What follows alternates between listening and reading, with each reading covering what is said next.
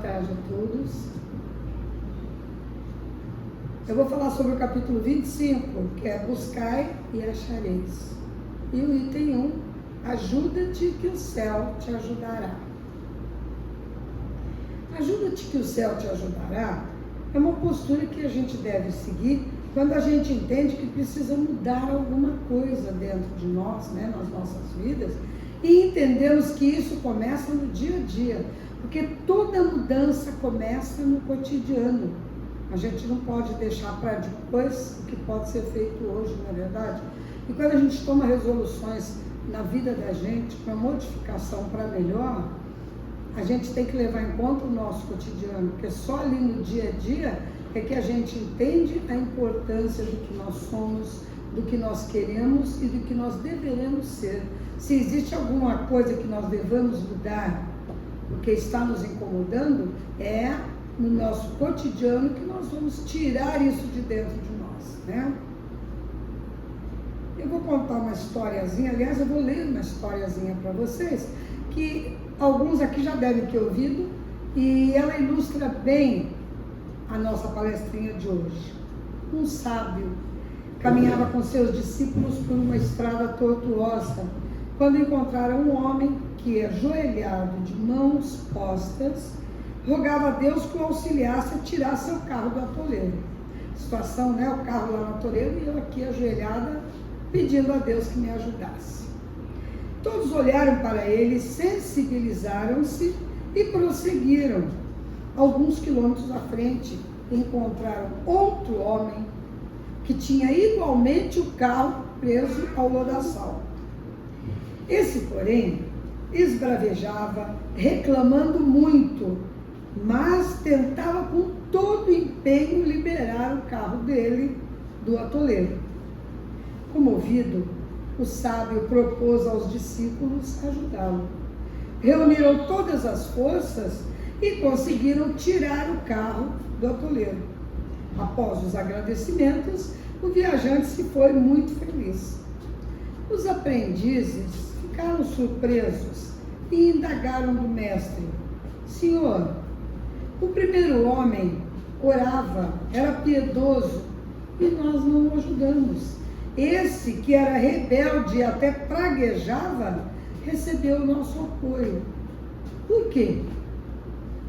Sem se perturbar, o nobre professor respondeu: aquele que orava, aguardava que Deus viesse fazer a tarefa que a ele competia. O outro, embora desesperado por ignorância, blasfemava, mas se empenhava e mereceu o nosso auxílio. Então é uma historinha simples, mas que ilustra bem, né, a nossa fala de hoje. Muitos de nós agimos como esse primeiro viajante. Diante das dificuldades que nos parecem insolúveis, nós nos acomodamos, esperando que Deus faça a parte que nos cabe para a solução do problema. Quantas vezes a gente no desespero bota na mão de Deus, seja o que Deus quiser, e a gente não vai atrás, achando que Deus vai se corporificar e vai lá resolver o nosso problema. A gente sabe que não é assim, mas a esperança é a última que morre, não é verdade? Quantas pessoas, principalmente nos dias de hoje, a gente vê jovens, a famosa geração canguru, faz 25, 30, 35, 40 anos e não se anima a sair de casa, continua vivendo com os pais. Por quê? Porque ali ele tem a segurança financeira, ali ele tem o carinho e ele tem medo de se aventurar. Fica esperando que qualquer milagre aconteça e tire ele dessa bola, né? dessa redoma de garantia, de falsa garantia, né? Porque os pais não são eternos. Então nós temos muito isso. Tem muita gente que espera que caia do céu. Todos nós aqui conhecemos alguém assim.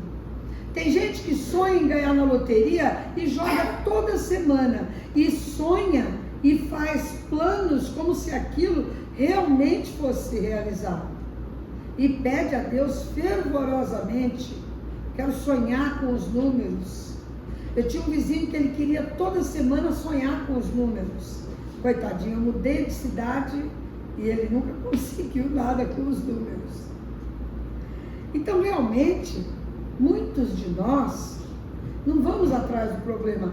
Às vezes, quando você vê um problema se apresenta, às vezes muito sério, dá até medo da gente tentar resolver. Então você foge dele, você foge do problema, você foge da pessoa, você deixa de atender o telefone, só que você não dorme também, né? De preocupação. De repente, você se vê à frente desse problema e diz, agora eu vou. Você enfrenta. E você vê que ele não era tão negro quanto você pensou. Você resolveu. Ou você mandou para frente. De qualquer maneira, o problema saiu da sua ingerência. Ele está praticamente resolvido. E você consegue dormir em paz. Nós podemos e devemos empregar esforços para melhorar a situação em que nos encontramos. Claro que sim. Não adianta nada você sentar e falar, Deus, resolve para mim.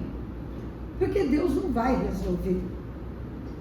Deus nem está aí para os problemas financeiros, os nossos problemas diários, não. Ele nos deu a vida, o livre-arbítrio. O que quer dizer isso? Que nós somos completamente capazes de resolver os nossos problemas, mesmo porque esses problemas foram criados por nós mesmos. O nosso livre-arbítrio nos deu a chance de criar um problema. Então não é ninguém mais que vai resolver para a gente. Deus não está aqui para isso. Ele já fez demais por nós, não é verdade? E o que nós podemos pedir? Os bons espíritos que nos auxiliem a ter paciência, a aclarar os nossos pensamentos, para que a gente possa encontrar uma solução viável para esse problema. Aí sim você consegue uma ajuda. Os bons espíritos, aqueles que te assistem, realmente eles vão não te dar a solução, mas às vezes até te mostrar um caminho que talvez, se você seguir, as coisas vão aclarar para você. Você vai continuar com ânimo, com fé, resolvendo aquilo que você pediu tanto a Deus que tinha medo de resolver por você mesmo. Há pessoas que desejam ver os obstáculos retirados do caminho por mãos invisíveis, esquecidos de que esses obstáculos foram ali colocados por nós mesmos, cabendo-nos agora a responsabilidade de tirar. Todo e qualquer problema que vem no seu caminho é resultado das suas atitudes. Nós não resolvemos problemas de terceiro. Os problemas são criados por nós. Então não adianta a gente jogar a responsabilidade para o terceiro. Nós já tivemos esse tipo de atitude na época prevista. Quando nós éramos criança, os nossos pais resolviam todos os nossos problemas. E deram-nos o estofo, a coragem e a educação necessária para que nós aprendêssemos a resolver os nossos problemas futuros. Qual pai e mãe que não disse a vida não é cor-de-rosa? Realmente, a vida na Terra não é cor-de-rosa. A gente não está aqui a passeio. A gente está aqui para quitar uma série de dívidas que nós mesmos fizemos. Eu não estou quitando dívida de vizinho. Mesmo porque eu só sou responsável pelos meus atos. Os atos alheios, ninguém vai cobrar de mim, né? Alguns se deixam cair no desânimo, alegando que a situação está difícil e que não adianta lutar. Olha que coisa ruim. A situação está difícil e não adianta lutar. Ora, se a situação hoje está difícil e eu deixo levando, passando os dias, cada vez ela vai ficar pior. Se hoje eu não estou conseguindo lutar, que dirá daqui uns tempos? O que eu tenho que fazer? Não importa se a situação é difícil, não importa se o problema é muito grande, eu vou de peito aberto, eu vou com coragem, eu vou com fé e eu vou resolver. Alguns também não dispõem de perseverança. Tenta, não deu certo, tchau, larga, né? E aí vem depois, eu tenho um parente que ele começou a dever, IPTU não, nem me lembro, é do imóvel, não era IPTU, não sei o que era não. E foi deixando, ele não ia, a prefeitura chamava, pedia e ele não ia. Isso há alguns anos atrás. Até que ele acordou para o imóvel dele ter ido a leilão. Perdeu o imóvel, porque foi procrastinando, foi deixando. Uma coisa que era só chegar na prefeitura, fazer um acordo e pagando devagarinho. Mas é aquele negócio do ter medo de enfrentar uma situação. Deixa a situação para depois. E a situação vai não crescendo. O que hoje é pequenininho vira uma bola de neve. Com propriedade, afirma a sabedoria popular que pedra que rola não cria limo, sugerindo alteração de rota, movimento, dinamismo, realização. Porque eu estou falando de problema financeiro. Mas problema financeiro, ele é adstrito à nossa vida material. Ele acaba aqui. Se hoje eu tenho imensos problemas, eles vão acabar. Porque uma hora quem vai se acabar sou eu. Eu vou me embora desse mundo. Eu estou aqui de passagem. Eu sou um espírito eterno. Mas aqui eu estou só para cumprir uma meta. A minha evolução. Me conciliar com os meus inimigos. Me acertar. Se conseguir tirar alguns defeitos que eu tenho. Se conseguir adquirir algumas qualidades no lugar dos defeitos. Mas, para tudo isso, eu preciso me empenhar. Eu não posso deixar nas mãos de Deus. Eu não posso deixar que Deus venha resolver meus problemas. Se eu tenho um atrito muito sério com uma pessoa, eu não posso deixar, não posso morrer e ir embora, mudar de cidade, esquecer que essa pessoa existe. Porque fatalmente uma hora eu vou ter que me conciliar com ela. Então que seja agora. Eu não posso deixar para depois. Esse endividamento eu tenho que resolver hoje. Porque quando eu vim para cá, eu vim para isso. Para me reconciliar com aquelas pessoas que eu tenho necessidade de limpar o meu caminho para continuar na minha senda evolutiva. Não basta pedir ajuda a Deus. É preciso buscar conforme o ensino de Jesus. Buscai e achareis. Bata e a porta se abrirá. Devemos, portanto, fazer a nossa parte, que Deus nos ajudará naquilo que não estiver ao nosso alcance resolver. Aquilo que Deus acha por bem nos auxiliar, não está ao meu alcance, Ele vai me auxiliar. Sem dúvida nenhuma, os mensageiros virão em meu auxílio. Mas eu não posso esperar que a minha vida seja resolvida pelos Espíritos. Eu não vim aqui para isso. Eu vim para tomar frente da minha missão. Eu vim para tomar frente dos meus defeitos. Eu vim para procurar os meus inimigos. Às vezes os meus inimigos estão dentro do meu lar. Porque no nosso mapa reencarnatório nós fizemos isso. Então eu tenho que, de peito aberto, enfrentar toda e qualquer situação. Sabendo que muitas eu sairei vencedora. Outras, nem tanto, mas eu sou espírito eterno. Se nessa encarnação eu não conseguir tudo, tem a próxima, tem a outra, eu hei de conseguir. Até quando? Até quando não tiver mais nenhum tipo de problema e eu vou ao fim da minha evolução. Devemos, portanto, fazer a nossa parte.